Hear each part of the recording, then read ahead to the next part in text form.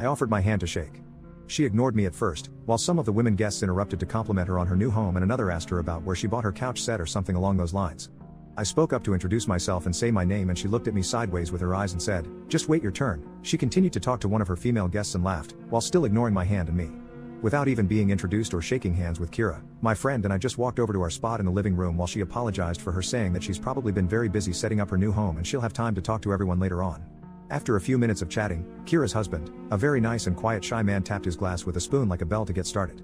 We all bowed our heads together in prayer and blessed the housewarming party and all who came and brought gifts. Then Kira started her speeches and announcements, and each guest had a chance to introduce herself and say one interesting fact about herself. When it came to my turn, Kira interrupted me and said, "We all know who you are, so let's move on to the next guest." She introduced herself before I could even finish saying my name.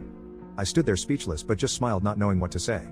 My friend who brought me just held my hand and smiled at me as if to calm me from being angry. After introductions, Kira offered a tour of her new home and